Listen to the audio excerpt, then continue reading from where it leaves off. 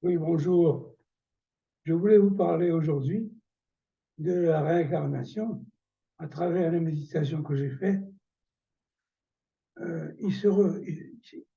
m'aperçois que la nouvelle réincarnation ne se fait pas de la même manière qu'auparavant. Tout le monde ne se réincarne pas pour une raison ou pour une autre, pour essayer de rattraper les erreurs commises par un papy, par une mamie, par d'autres personnes de notre entourage, ou pour nous rajouter de ce que nous avons commis nous-mêmes. Il advient donc que cette nouvelle réincarnation, réapparition dans le monde dans lequel nous vivons est autre chose. Ainsi, les dieux de l'Olympe reviennent vers nous, pas sur le même aspect. Et puis, il y a plusieurs dieux et plusieurs façons de revenir. C'est ainsi que nous serons étonnés de voir que autour de nous, les choses se précipitent dans la violence, dans la haine, dans tout ce qu'il y a de plus désagréable. C'est pour cela qu'il faut rester prudent, observer attentivement et lentement ce qui va se produire.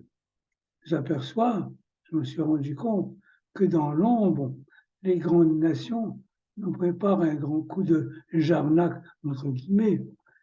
Nous sommes sûrs qu'autour de nous, les grands de ce monde, les grands dirigeants, préparent un coup de maître vers, nous allons vers une guerre peut-être atomique, ce qui serait désagréable. Nous allons vers une dictature pire que celle que nous avons connue. Nombreuses sont ces guerres, ces révolutions, ces, comment dirais-je, ces attitudes qui n'ont plus de nom, viendront nous agresser. Rendez-vous compte un peu, amis, si brusquement une guerre atomique se produisait. Nous serions coupés de tous les moyens que nous avons de vivre. Sans compter que la G5 continue à faire ses ravages. Elle impose sa loi sous forme de dictature à peine visible qui nous conduit inexorablement vers une diminution de nous-mêmes, vers la perte de notre personnalité ou de nos religions, sans compter qu'il faut faire très attention, nos enfants ne seront pas épargnés, ils seront les premières victimes de tout ce grand tohu-bohu qui se prépare.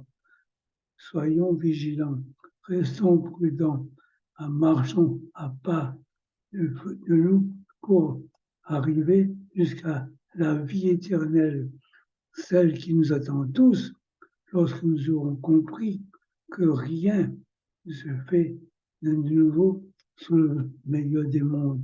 En attendant, sachez et retenez que nous serons toujours les plus forts malgré tout, malgré les faiblesses, malgré les doutes.